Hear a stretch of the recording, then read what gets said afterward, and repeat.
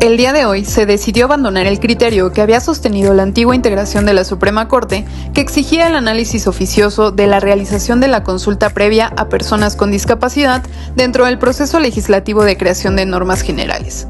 El proyecto recoge el criterio que ha sostenido la ministra Lenia Batres Guadarrama desde su llegada a la Corte en diciembre de 2023, el cual implica reconocer que únicamente procede el estudio de la falta de consulta cuando dicha cuestión sea planteada por las partes en aras de privilegiar el estudio de fondo sobre aspectos procedimentales.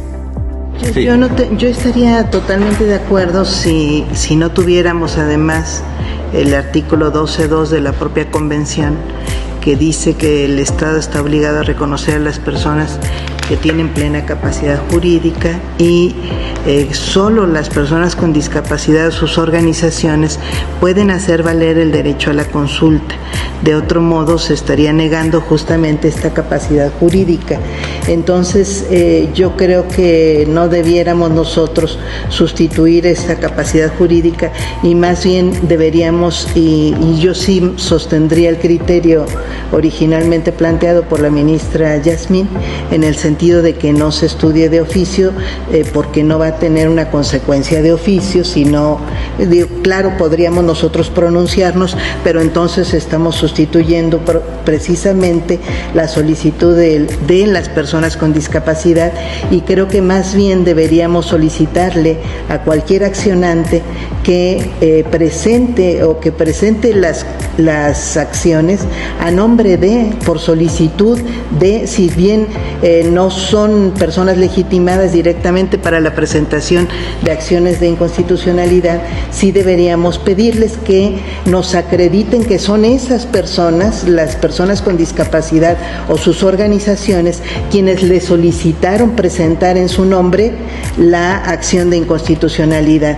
Creo que así deberíamos nosotros reconocer justamente, porque además ese justamente fue el sentido de la reforma que se hizo en el caso de los pueblos y comunidades indígenas en el artículo 2 constitucional, es decir, no suplir y nosotros analizar de oficio los derechos vulnerados, sino esperar a que sean directamente los afectados los que nos manifiesten que tienen derechos vulnerados. El criterio que se propone abandonar privilegiaba el estudio de la forma sobre el fondo, a partir de la exigencia del cumplimiento del requisito de consulta previa dentro del proceso legislativo, que no está contemplado, no incluye nuestro procedimiento de manera constitucional. En realidad se trataba de una deformación, creo yo, o así he sostenido, de los fines del derecho a la consulta conquistado por las personas con discapacidad para permitir incluso que se utilizase en su contra al invalidar decretos que regulaban o ampliaban derechos para personas integrantes de este grupo social. Esta Corte, por supuesto, estoy de acuerdo en que se pronuncie sobre la posible violación del derecho a la consulta previa únicamente cuando dicha cuestión sea planteada por la parte accionante conforme al diseño constitucional y legal de la acción de inconstitucionalidad.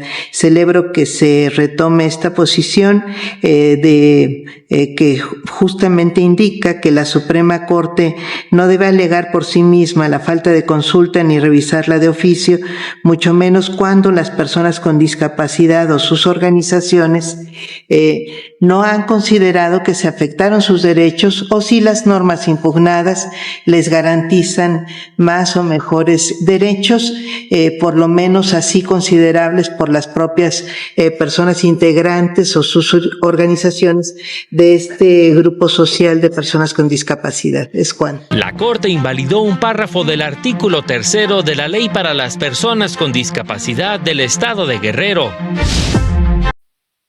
¿Qué tal? Es un gusto saludarles. El Pleno de la nueva Suprema Corte de Justicia declaró la invalidez de la definición de personas con discapacidad establecida en la ley del Estado de Guerrero en esa materia. El argumento central de ministras y ministros fue que la disposición era contraria a un modelo social de discapacidad. Escuchemos parte de los argumentos. La lectura completa de la definición de personas con discapacidad resulta contraria al modelo social de la discapacidad. Toda la norma es inconstitucional. O sea, no lo podemos resolver solo quitando que puede ser. Incluso yo sería de la idea que habría que quitar la palabra padece. La convención usa la palabra tener, tiene.